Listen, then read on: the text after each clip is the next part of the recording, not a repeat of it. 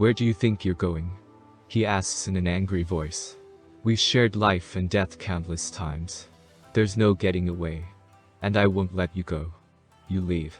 You leave the windowless room covered in filth where he lives. You leave the old harbor with its air smelling of rotten fish, and drunken sailors twice your size looking at you hungrily. You leave the seedy part of the city next to the harbors and you're back. To your life without him, to your wife with her swollen belly, to the orders awaiting you, the scattered notes that need to be put together. And it's like breathing fresh air in. He has such a haunting voice. It's your first thought when you get down to compassing. Your wife looks at you with concern as you storm out of your house, and throughout the city, towards the old harbor. You find your way in the maze of dark alleyways with ease. You've been here countless times in the past. His place. His bed. Lately, it seems you can only think clearly when he's inside you. Everything besides him turns into a blur. He's found you this time around. You were enjoying a party at your future parents-in-law's palace, the fine wine and the beauty of the woman at your side rendering you so ecstatic. He approached you in the garden, when you went out to breathe in some fresh air, a thin young man, seemingly harmless.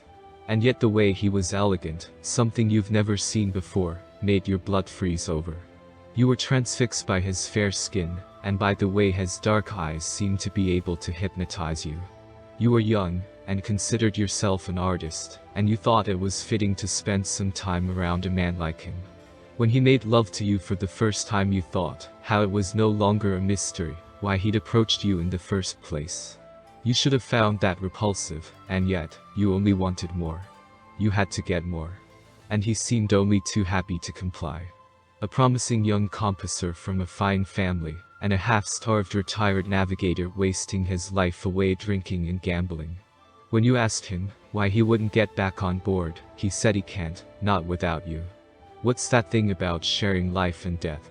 He proceeds to tell you yet again how some local monk speaking in poor English has told him at a harbor in India about a man he had to find, a man he'd been searching for altogether, who'd been the reason for him to ever start his travel all around the world.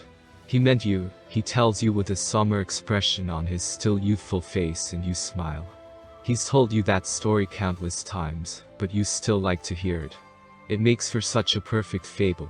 The sailors never tell the truth about their adventures on the seas though. You try to leave him countless times throughout your life.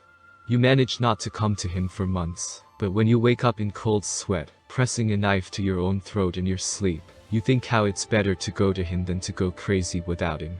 You're so addicted to your past being scared of how much you are. It's just like breathing, something that happens and there is no other way. Even as your music is admired, and your wife gives birth to another son, you can only think of him. You find yourself sneaking through the maze of alleyways in the harbor area twice a day, your life centered around seeking him out. Your hands tremble when he's not around. You can't think of living throughout a day without seeing him. The sex just gets better and better, and the way you can just treat him like an open book makes your heart melt. It is another day and you go to him, like always. It is early morning, and carts full of struggling dying fish are pouring out of the harbor. You cross the maze of the alleyways. He's not at his place though. Which is the strangest thing, since hanging out at the taverns late into the night he should be still asleep at this time. He's not there the other day either nor the next.